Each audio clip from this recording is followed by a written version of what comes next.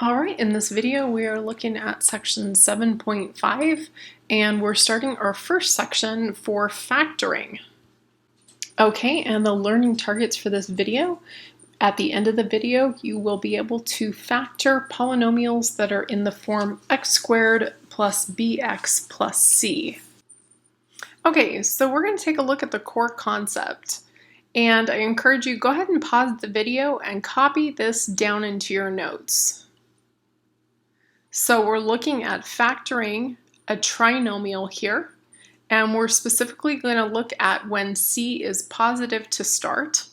And so the idea of factoring is really opposite operations, or opposite operation to foiling. So if we have two binomials and we FOIL the binomials, we're going to end up with a trinomial. And if we factor the trinomial, we're going to be back to our two binomials. So it's the idea of factoring and foiling are opposites. So let's take a look at an example where we can factor a trinomial so that it looks like two binomials. Okay, so let's take a look at our first example here. We are factoring, and here is our trinomial. We can see that it's in standard form, so that's the first thing to check. And really we said factoring is the opposite of foiling.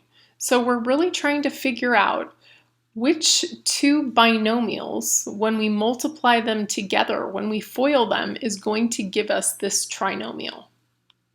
First, let's start here looking at this sign on our third term, or on our constant term. If the sign is a positive, we know that the signs inside of our binomials will be the same sign. And if we want to know which sign it's going to be, whether it's going to be a positive or negative, we're going to look to the middle term. Okay? And since this sign is positive, both of these signs are positive. Okay, next, we're trying to identify what our factors are going to be. So to start, in order to get the x squared as our first term, we're going to have x and x in each of the binomials, because x times x gives us x squared. Next, we need to identify, well, what two factors of 14 add to a positive 9? So on the right, over here on the right, we're going to list the factors for 14.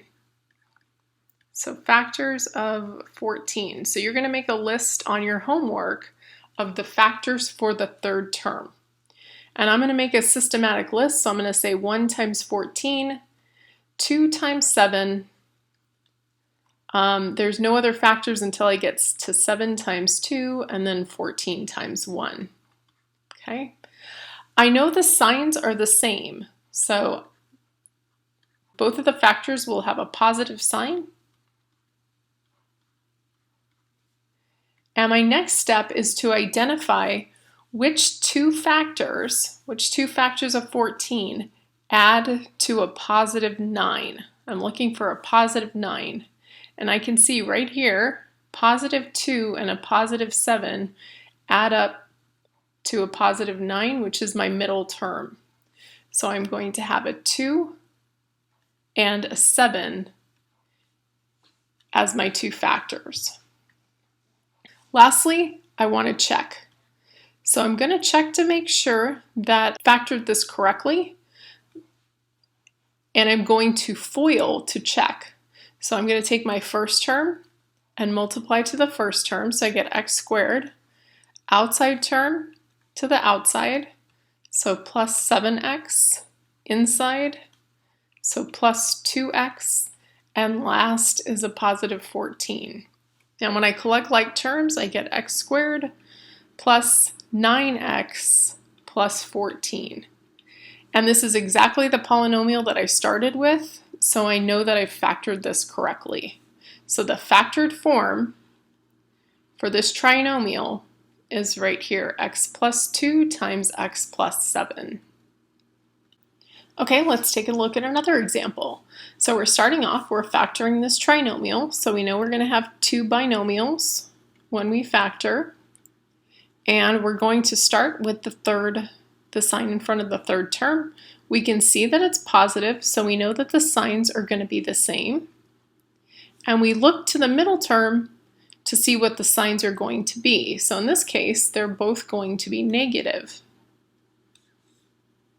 We also know that since our leading coefficient here is 1, in order to get x squared, we have to have x and x in each of our binomials. And then next, we're going to list our factors for our third term. So factors of 27.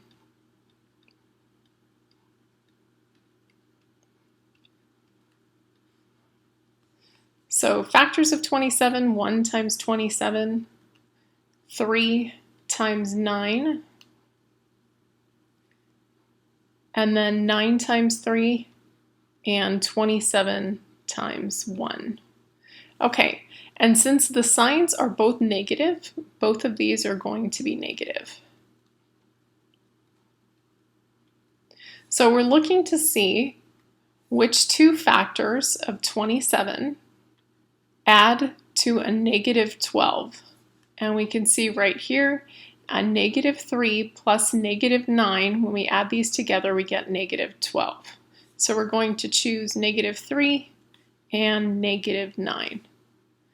And when we FOIL to check, so we have x times x, which is x squared, our outside term, negative 9x, inside is negative 3x, and then we're adding 27. When we combine like terms, we get x squared minus 12x plus 27.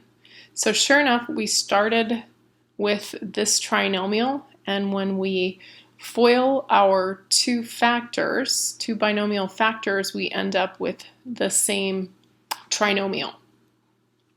Now you may ask yourself, well, could we use negative 9 and a negative 3? So could we have said x minus 9, x minus 3? And that would have worked also.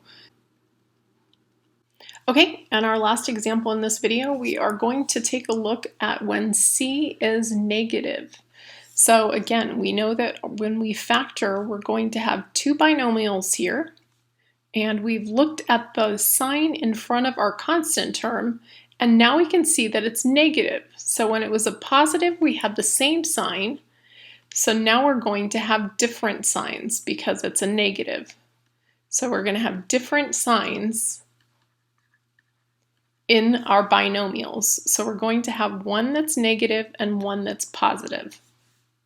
Next, our first term, in order to get the x squared, we're going to have x and x in our binomial.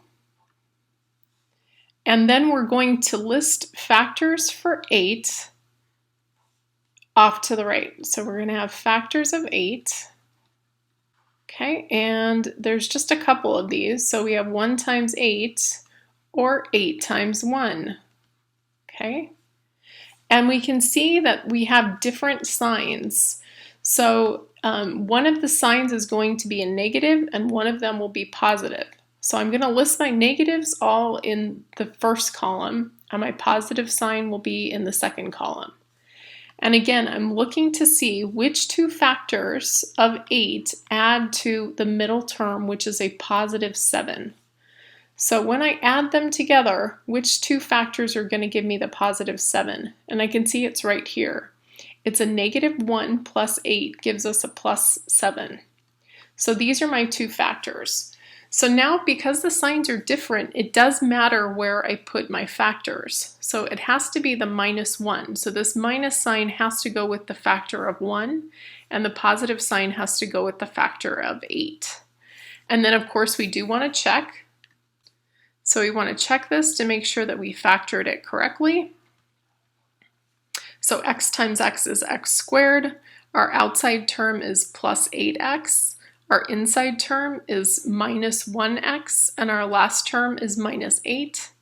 When we collect like terms, we get x squared plus 7x minus 8, which is the trinomial that we started with.